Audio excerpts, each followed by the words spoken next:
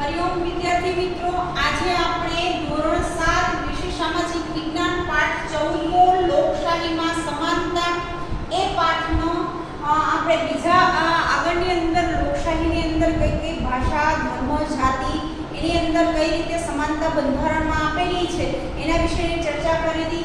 આજે સમાનતા અને ન્યાય, મતાધિકારમાં સમાનતા, બાળમજૂરી, શ્રમ અને મહેનતાણું, લોકશાહીમાં સમાનતા અને असमानता एक પડકાર બધા જ પોઈન્ટની એની ચર્ચા આપણે કરીશું। ખાસ કરીને પહેલા આપણે જોઈએ પાના નંબર 87 ઉપર તમને આપેલું છે આ ચિત્ર, બરાબર, કે જુઓ અને કહો। આ ચિત્ર જે આપેલું છે એનું આપણે અવલોકન કરવાનું છે, બરાબર, કે ચિત્રની અંદર જોઈએ તો ચિત્રની અંદર ત્રણ એવા લોકો ઊભા છે કે જે એમ કહેવાય કે દીવાલની સામેની અંદરની સાઈડ શું થઈ રહ્યું છે એ જોવા માટે ત્રણ વ્યક્તિ તત્પર છે। એક એમ કહેવાય કે હાઈટમાં લાંબો છે, એક એનાથી નાનો છે ને એક એનાથી નાનો છે, બરાબર।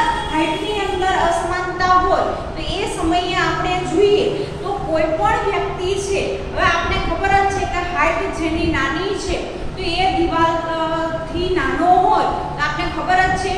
અહીંયા બે તમને ચિત્ર આપેલા છે, ખાસ કરીને જો પહેલા ચિત્રની અંદર બધાને એક એક બોક્સ આપેલું છે જે ઊભા છે એની, પણ તકલીફ શું થાય છે કે જે લાંબી વ્યક્તિ છે ઈ જોઈ શકે છે, બીજા નંબરની વ્યક્તિ જોઈ શકે છે અને ત્રીજા નંબરની જે વ્યક્તિ છે એને જોવામાં તકલીફ પડે છે।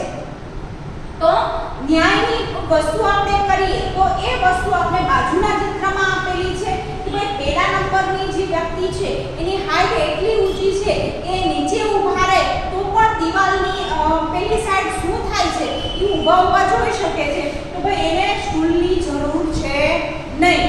જેની સૌથી હાઈટ ઓછી છે એ વ્યક્તિને બે સ્ટૂલ રાખી અને ભાઈ દીવાલ સુધી એ આરામથી જોઈ શકે। એ રીતે જો અહીંયા ચિત્રની અંદર આપેલું છે કે એને બે સ્ટૂલ આપ્યા અને જે બીજા નંબરની વ્યક્તિ છે એને એક સ્ટૂલ આપ્યું અને સૌથી હાઈટ વાળી વ્યક્તિ છે એ વ્યક્તિને એમ કહેવાય કે એક જ સ્ટૂલ વગર જોઈ શકતો તો આરામથી। તો આ રીતે આપણે આ બંને ચિત્ર ઉપરથી આપણે એક વસ્તુનો ખ્યાલ આવ્યો કે જો સમાન રીતે અને જેને જરૂર છે એ વસ્તુ એ વ્યક્તિને આપે એને આપણે ન્યાય તરીકે ઓળખીએ છીએ, બરાબર।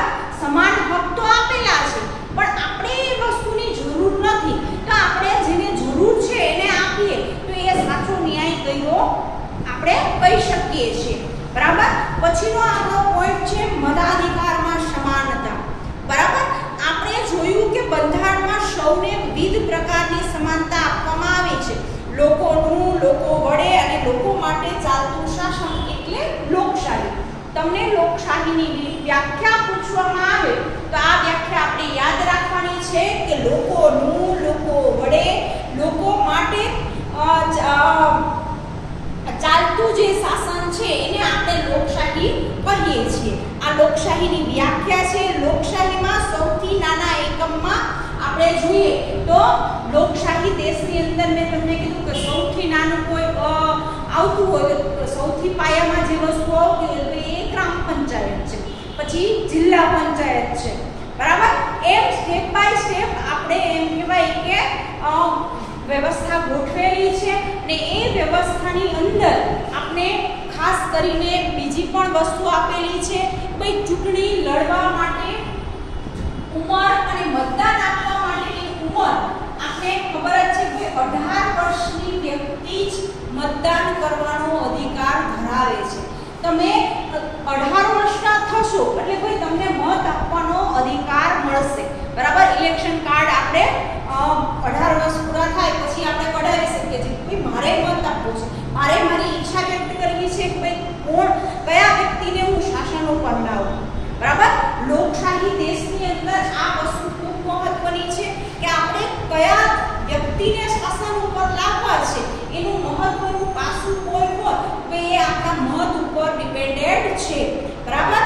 જેની અંદર એમ કહેવાય કે નાગરિકો પોતાનો કિંમતી મત આપી અને એક સાચા વ્યક્તિને કોઈ પણ ભેદભાવ વગર, આપણે ખબર જ છે કે 18 વર્ષ સુધી આપણી ઉંમર કેવી હોય તમારા બધાની ઉંમર કેવી છે ભાઈ? નાની.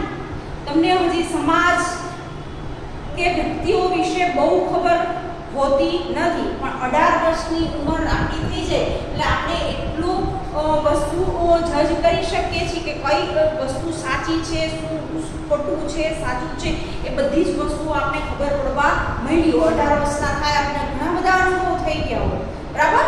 કેવા લોકો છે, કેવો સમાજ છે, બરાબર? ગામ કેવું છે, ગામના અગ્રણીય વ્યક્તિઓ કેવા છે, એમાંથી આપણે કોઈને પસંદ કરવા હોય તો ભાઈ આસાનીથી આપણે કોઈ પણ ભેદભાવ વગર પસંદ કરી શકીએ છીએ. જેની અંદર ધર્મ, ભાષા, લિંગ, બોલી કે આર્થિક અસમાનતા હોય, બરાબર, તો પણ એમ કહેવાય કે એવી કોઈ વસ્તુને આપણે વિચારતા નથી અને મતદાન આપણે આપણા વિચારના કારણે આપીએ છીએ. ભાઈ આને આ વ્યક્તિને મત આપશું તો કંઈક સત્તા ઉપર આવશે ને ભાઈ સમાજનું સારું વિચારશે, સમાજને સુધારશે, સમાજને મદદ થશે, બરાબર? એ લોકશાહીની અંદર ખૂબ મહત્વનું છે. ખાસ કરીને આપણે મતદાન કરવું, મત આપવાનો જે અધિકાર મળેલો છે એ અધિકાર પણ ખૂબ જ મહત્વનો છે. તમારો એક મત એટલો કિંમતી છે કે કોઈ પણ હારતી વ્યક્તિને જીત અપાવી શકે છે ને કોઈ વ્યક્તિ એવું હોય છે કે ભાઈ હું જીતેલો છું તો એ વસ્તુ ભૂલ ભરેલી છે, બરાબર? જો સાચો વ્યક્તિ હશે જે સત્તા ઉપર આવીને કામ કરેલો હશે તો એ ફરીવાર ચૂંટાય છે લોકશાહીની અંદર, બરાબર? ફરી આપણે ખબર જ છે કે કોઈ પણ ચૂંટણી છે એ ચૂંટણી કેટલા વર્ષે થાય છે તો આપણે એની મુદત ખબર છે ભાઈ દર 5 વર્ષે. દર 5 વર્ષે એમ કહેવાય ભાઈ ચૂંટણી કરવામાં આવે છે. ચૂંટણી લોકશાહીની અંદર ચૂંટણીનું ખૂબ જ મહત્વ છે, બરાબર? કે લોકો દ્વારા જે પ્રતિનિધિઓ ચૂંટવામાં આવે છે દર 5 વર્ષે આ પ્રક્રિયા ચાલુ જ રહે છે.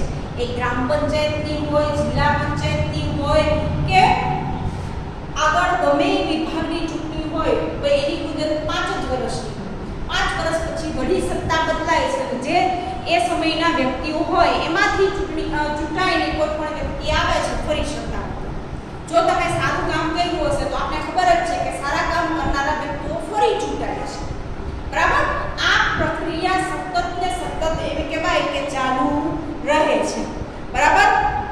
ચૂંટણી પંચના આપણે નિયમો જોઈએ તો નિયમની અંદર લોકોને પોતાની પૂરી સ્વતંત્રતા છે. કોને મત આપવો, કઈ વ્યક્તિને ના આપવો, ભાઈ એની અંદર કોઈ બંધન કરતા નથી. કોઈ આપણે વ્યક્તિ ફોર્સ કરી શકતું નથી ભાઈ તમે આ જ વ્યક્તિને ભાઈ મત આપો. એ પૂરી આપણા ભારત દેશની અંદર આપણે સ્વતંત્રતા મળેલી છે કે ભાઈ મારે કોને મત આપવો. એના માટે કોઈ આપણે દાબ, દબાણ, ધમકી કે પૈસાની લાલચ આપે તો એ કોઈ પણ વસ્તુ આપણા દેશની અંદર થતી નથી, બરાબર? એવું કરવા જાય એને પકડાઈ જાય તો આપણે ખબર જ છે કે આપણે સજાને પાત્ર બનીએ છીએ. આપણા દેશમાં સજા પણ થાય જ છે, બરાબર? પછી આગળનો પોઈન્ટ આપણે આપેલો છે બાળ મજૂરી. ખાસ કરીને આગળના વિડીયોમાં પણ મેં તમને કીધું હતું કે સમાનતા અંગે બંધારણમાં જે નિયમ દર્શાવેલો છે એની અંદર બાળ મજૂરી ઉપર ખાસ પ્રતિબંધ મૂકવામાં આવેલો છે. એમ કહેવાય કે એ બાબત ઉપર કેટલીક વખત અસમાનતા આપણે જોવા મળે છે. આવી અસમાનતામાં બાળ મજૂરી મુખ્ય છે.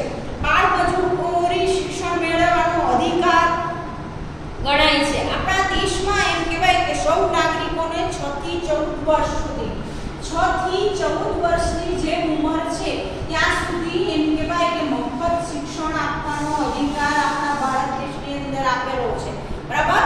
6 થી 14 વર્ષની ઉંમરના બાળકને મફત, ફરજિયાત અને સાર્વત્રિક રીતે એમ કહેવાય કે શિક્ષણ આપવાનો અધિકાર છે, બરાબર?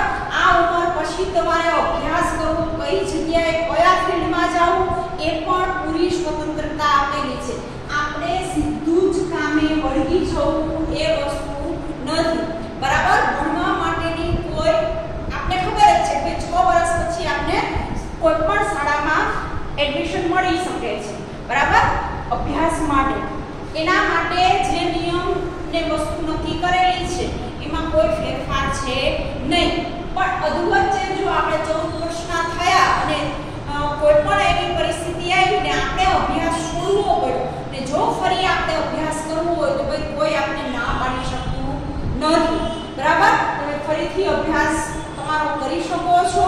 અને એ અભ્યાસ કરવાનો હક આપણે આપણા બંધારણની અંદર આપેલો છે, જેની અંદર એમ કહેવાય કે આધુનિક સમયની અંદર ઉચ્ચ શિક્ષણમાં દીકરીઓને ખાસ કરીને પહેલાના સમયમાં દીકરા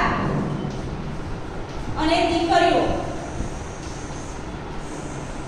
આની વચ્ચે ખૂબ જ અસમાનતા જોવા મળતી હતી. પહેલાના સમયની અંદર દીકરાઓને જ ભણાવવામાં આવતા હતા, દીકરીઓની સંખ્યા ઓછી જોવા મળતી હતી. જે વર્તમાનમાં આપણે જોઈએ છીએ પરિસ્થિતિ બદલાઈ ગઈ છે. પરિસ્થિતિ કેવી થઈ છે? બધા જ ક્ષેત્રોની અંદર દીકરીઓ આગળ હોય છે, અને ભાઈ દીકરાઓ પાછળ હોય છે. એ વર્તમાન પરિસ્થિતિએ એ સાબિત કરી દીધું છે કે ભાઈ દીકરો હોય કે દીકરી, બરાબર, કોઈ પણ હોય તો એને સમાન શિક્ષણ મેળવવાનો હક છે. જ્યાં સુધી એમ કહેવાય કે 18 વર્ષનો નથી થતો ત્યાં સુધી એને શિક્ષણ મેળવવાનો પૂરેપૂરો હક છે. એની ઈચ્છા પડે એ વસ્તુ એ કરી શકે છે શિક્ષણની બાબતમાં, બરાબર. એમાં કોઈ પણ બાંધછોડ કરવામાં આવતી નથી.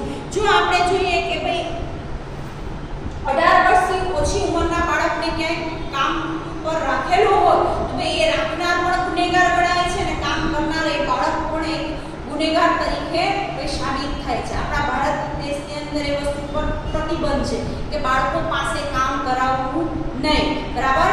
6 થી 18 વર્ષ સુધીના જે પણ બાળકો હોય તો એવા બાળકો પાસે કોઈ પણ જાતની મજૂરી કે કોઈ પણ કામ કરાવવું નહીં. જો તમે કામ કરાવશો તો ભાઈ ગુનેગાર તમે સાબિત થશો અને એની સજા અને એનું જે બી દંડ થાય એ તમારે ભરવાનો રહેશે.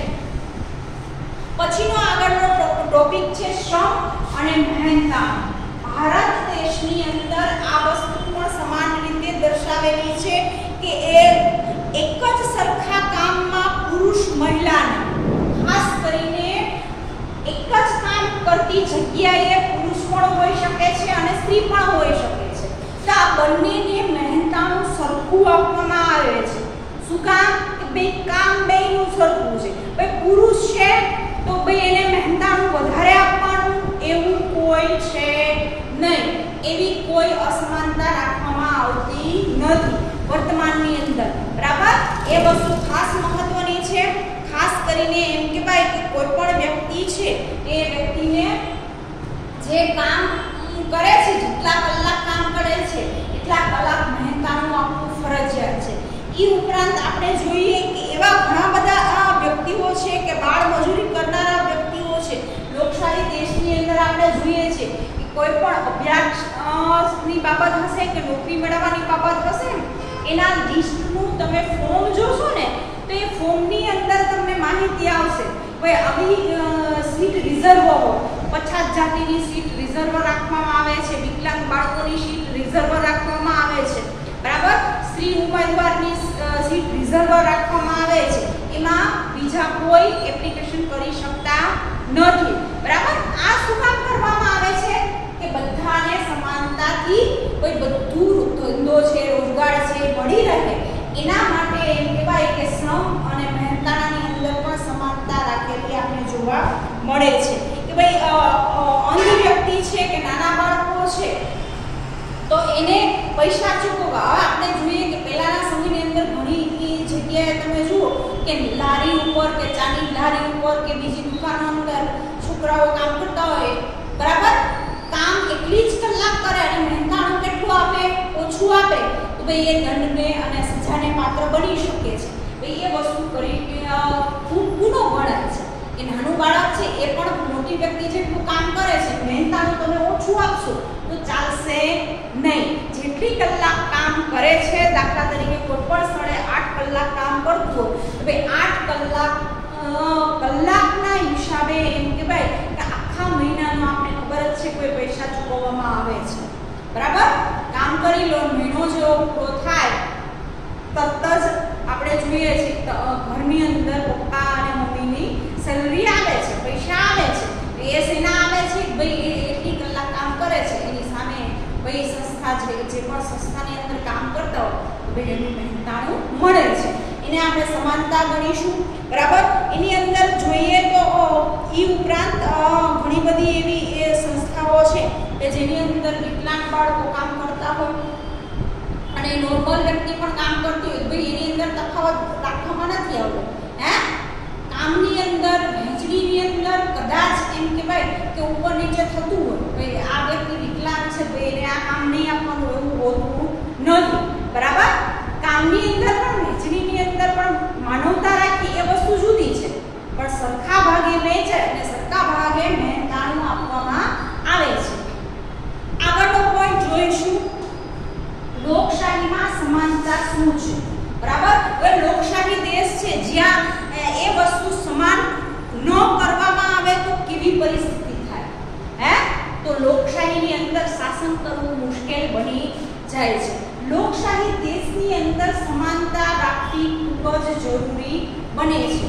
એ ભાષા હોય, ધર્મ હોય, જાતિ હોય, કોઈ પણ ક્ષેત્રમાં આપણે જઈએ, જો સમાન હક, સમાન વસ્તુ, ફરજ ને બધું નહીં રાખીએ તો ઘણા બધા પ્રશ્નો ઉદ્ભવિત થાય છે. હે, અત્યારે પણ આપણે જોઈએ છીએ કે કોમ્પિટિશન વધતું જાય છે દિવસે ને દિવસે. હવે પહેલાના સમયમાં એમ કહેવાય કે નોકરી સામેથી મળતી હતી, અત્યારે તમારી પાસે ભલે ગમે એટલી ડિગ્રી હશે પણ એની જો સામે આવડત નહીં હોય તો આપણે નોકરીમાં કોઈ રાખશે નહીં. આ વસ્તુ પણ છે, એમાં પણ કોમ્પિટિશન છે. બરાબર, સતત ને સતત એમ કહેવાય કે તમારે મહેનત કરતું રહેવું પડે છે. પહેલાના સમયની અંદર ઘરમાં એક વ્યક્તિ કમાતી હતી, બીજા બધા ખાતા હતા તો પણ આરામથી લોકો રહેતા હતા. પણ અત્યારે પરિસ્થિતિ, વર્તમાન પરિસ્થિતિની આપણે વાત કરીએ તો વર્તમાન પરિસ્થિતિમાં કેવું છે કે ઘરમાં જેટલા સભ્યો છે બધાએ કામ કરવા જવું પડે, બાળકોને છોડી. હા, શું કામ કે દિવસે ને દિવસે આપણી મોંઘવારી વધતી જાય છે, આપણી જરૂરિયાતો વધતી જાય છે. આપણી એ જરૂરિયાતોને સંતોષવા માટે ઘરના બધા જ વ્યક્તિએ કામે જવું પડે છે. હે, જો તો જ એમ કહેવાય કે આજની મોંઘવારીને આપણે પહોંચી વળીએ છીએ. એટલે ખાસ કરીને લોકશાહી દેશની અંદર સમાનતા હોવી ખૂબ જ જરૂરી છે. સમાનતાનો અધિકાર આપવો એ એટલા માટે જરૂરી છે કે આપણે કોઈ પણ સમાન આપીએ તો કોઈ પણ પ્રશ્ન ઉદ્ભવિત થતો નથી. આપણા બંધારણની અંદર ભાઈ સમાન વસ્તુ સ્વીકારવામાં આવી છે કે લોકોના વિકાસ માટે ભાઈ સમાન રીતે કામ કરવું જોઈએ. એની અંદર કોઈ પણ વ્યક્તિને ભાઈ કોઈ પણ જાતની દાબ, દબાણ, ધમકી કે આપવામાં આવતી હોય તો એ વસ્તુ ખોટી છે. બરાબર, આપણે જોઈએ છે કોઈ પણ નાનું એવું ગામ હોય તો એક વિસ્તારને સારું રાખવામાં આવતું હોય, બીજો વિસ્તારને એમ કહેવાય કોઈ સગવડ દેવામાં ના આવતી હોય તો ત્યાં શું ઊભું થાય છે? અસમાનતા ઊભી થાય છે. બરાબર, ભાઈ એક પક્ષને સારું રાખવો છે, બીજો જે વિસ્તાર છે એને સારું નથી રાખતો, ત્યાં અસમાનતા ઊભી થાય છે. ખાસ કરીને લોકશાહી દેશની અંદર આપણે સમાનતા હોવી જરૂરી છે. મહિલાઓને ઓછી મજૂરી આપી, વ્યક્તિનું આર્થિક શોષણ કરવું, બાળમજૂરી જોવા મળે છે. દિવ્યાંગના માટે બસની સીટ ઉપર અન્ય બેઠા આપણે જોવા મળે છે. ખાસ કરીને તમે મુસાફરી કરતા હો એ સમયે તમે જોશો વિકલાંગો માટે અલગ સીટ દર્શાવેલી હોય કે અહીંયા વિકલાંગ વ્યક્તિ બેસી શકશે. જોઈએ છીએ વિકલાંગ ના હોય છતાં પણ વિકલાંગ વ્યક્તિ ઊભા હોય ને ભાઈ નોર્મલ વ્યક્તિ એ સીટ ઉપર બેઠા હોય, અથવા તો ભાઈ સીટ ઉપર લખેલું કે ભાઈ સ્ત્રી ઉમેદવાર માટે આ સીટ રિઝર્વ છે, પણ ત્યાં આપણે જોઈએ મોટા ભાગના પુરુષો બેઠા હોય તો એ શું ઊભું થાય છે? અસમાનતા. જ્યાં જેનો હક છે એ સમાન રીતે મળવો જોઈએ.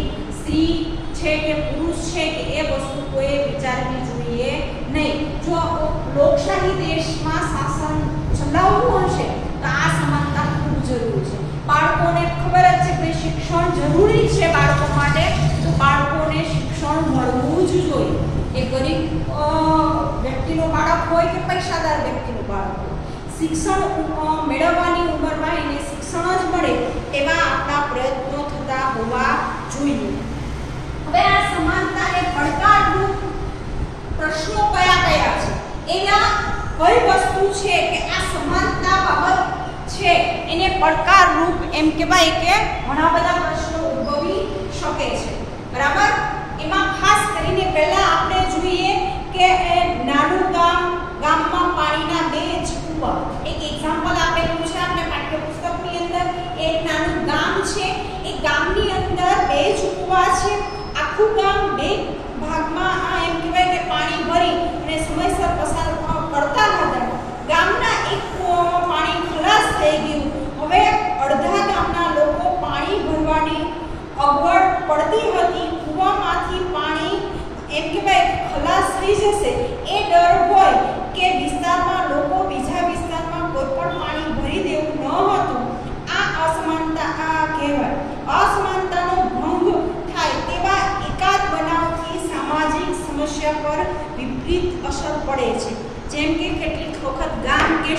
ઘરની અંદર આપણે જોઈએ કે આવી ઘણી બધી સમાનતાઓ અસમાનતાઓ થાય એવા પ્રસંગોએ વરઘોડો કાઢવા, આ મંદિર કે મસ્જિદમાં લાઉડસ્પીકર વગાડવાના વિવાદ જોવા મળે છે, સાંભળવા મળે છે. આવી ઘણી બધી બાબતોની અંદર એમ કહેવાય કે અસમાનતા પડકારરૂપ છે.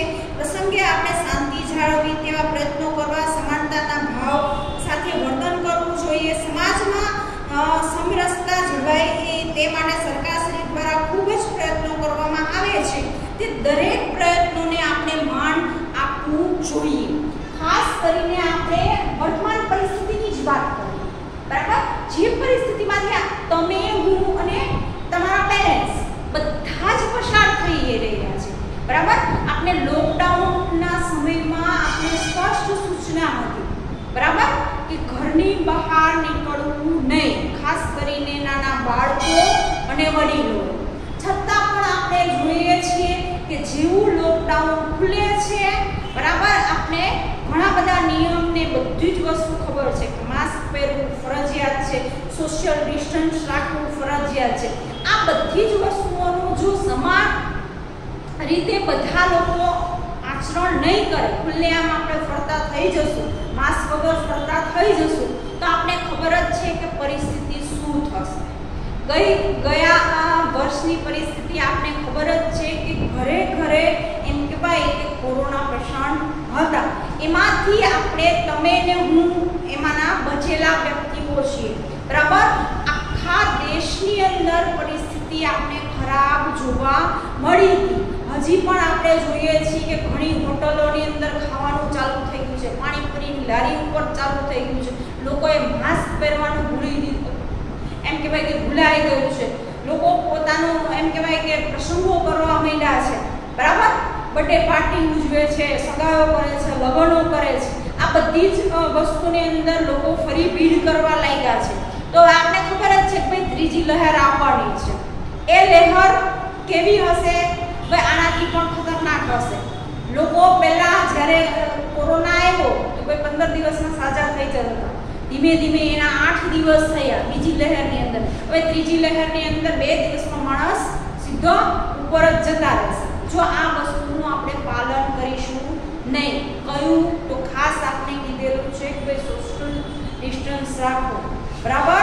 માસ્ક પહેરીને ફરો, હાથને વારંવાર ધોતા રહો. ટીવીમાં તમે જોતા જશો, અવારનવાર આ વસ્તુ આપણે સૂચના આપવામાં આવે છે, યાદ અપાવે છે કે આ વસ્તુ જે આપણી વચ્ચે છે, આપણી વચ્ચેથી ગયું નથી, ઓછું થયું છે. તો આ વસ્તુ આપણે શું બતાવે છે કે આપણા માટે એ એક પડકાર છે, બરાબર? અત્યારની પરિસ્થિતિ કેવી છે? એક પડકાર સ્વરૂપે છે, તમારા માટે પણ છે અને મારા માટે પણ છે. અત્યારે તમે ઓનલાઈન શિક્ષણ મેળવી રહ્યા છો, બરાબર? એ પડકારરૂપ ચેલેન્જ છે. પણ 1 વર્ષ થયા, આ બીજું વર્ષ પણ આપણે ચાલુ થઈ ગયું, બરાબર? તમે આસાનીથી, આરામથી વસ્તુ કરી શકો છો, ઘરે જોઈને અભ્યાસ કરી શકો છો. એ પડકારને આપણે ભાઈ ચેલેન્જને એક્સેપ્ટ કરી લીધી છે ને એ વસ્તુ સાથે આપણે ભાઈ એડજસ્ટ થઈ ગયા છે કે આ રીતે પણ આપણે અભ્યાસ કરી લેશું, બરાબર? કોઈ પણ વસ્તુ અશક્ય નથી. કોઈ પણ સમસ્યા આવી હોય આપણી સામે તો એનું સમાધાન હોય જ, બરાબર? એટલે આવી વસ્તુથી ગભરાવું જોઈએ નહીં, એની અંદર અસમાનતા રાખવી ના જોઈએ. આપણે આપણી સેફટી જેમ વિચારીએ એમ આપણે આપણા આસપાસ રહેતા લોકો વિશે પણ વિચારવાનું રહેશે. શું કામ? કે આપણે લોકશાહી દેશની અંદર જીવીએ.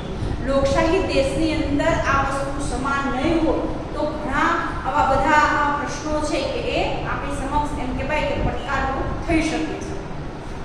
આ પાઠની અંદર અહીંયા સુધી આ વસ્તુ હતી. આગળના વિડીયોની અંદર આપણે આ પાઠના પ્રશ્નોની ચર્ચા કરીશું. તો ખાસ તમે વિદ્યાર્થી મિત્રો આ પાઠ વાંચી લેજો 2 વાર, પછી જ આપણે વિડીયોની અંદર જે પ્રશ્નો હું લખાવું જવાબ સાથે એ તમારા નોટબુકની અંદર તમારી ઘરે તમારે લખવાના છે. એ ઉપરાંત આપણી વર્કશીટ પણ ચાલુ થઈ ગઈ છે. તો વર્કશીટ પણ સારા અક્ષરે A4 સાઇઝનું લાઇનિંગ વાળું જ પેજ ચોપડાનું લેવાનું છે, બરાબર? અને સારા અક્ષરે નામ અને તમારો રોલ નંબર, ધોરણ 7A હોય તો 7A, 7B હોય તો 7B, બરાબર? એ રીતે કમ્પ્લીટ લખી અને પછી જ આપણા પેરેન્ટ્સને આપવાનું. કરવી છે દરેક વિદ્યાર્થી, બરાબર? સારી રીતે લખવું એ તમારે પ્રેઝન્ટ કરવાનું છે ઘરેથી, કે અમે ઘરે બેસીને પણ સારામાં સારી વર્કશીટ લખી શકીએ છીએ. મેડમ તમે ખાલી અમને ગાઈડ લઈને આપો, ભાઈ અમારે કેમ લખવું, બરાબર? ગઈ સાલ મેં તમને શીખવાડેલું જ હતું, ઈ ફરી તમને યાદ અપાઈ દઉં છું. જ્યારે પણ પ્રશ્ન લખું છું બોર્ડ ઉપર, ભાઈ પ્રશ્નના જવાબ તમારે આ રીતે લખવાના છે લાઈનસર, તો એ જ રીતે તમારા પ્રશ્નના જવાબ હોવા જોઈએ. સારા અક્ષરે, જે પણ વિદ્યાર્થીના અક્ષર ખરાબ થાય છે તો ભાઈ એને લખવાની પ્રેક્ટિસ કરવી પડશે, તો જ ભાઈ અક્ષરની અંદર આપણે સુધારો જોવા મળશે. આ વસ્તુ આપણે ખાસ ધ્યાનમાં રાખવાની છે ને એનો પૂરેપૂરો અમલ કરવાનો છે, નકર વર્કશીટની અંદર માર્ક કપાઈ જશે. ગઈ સાલની તમને ખબર જ છે કે વર્કશીટના માર્ક આપણે ઉમેરાતા, બરાબર? તો એ જ વસ્તુ આ વર્ષે પણ થશે. એટલે ખાસ કરીને વર્કશીટ કમ્પલસરી, વ્યવસ્થિત અને સારા અક્ષરવાળી મોકલવાની છે. આ વસ્તુ ખાસ નોંધમાં રાખજો, બરાબર? આ વિડિયોની અંદર અહીંયા સુધી. નમસ્કાર.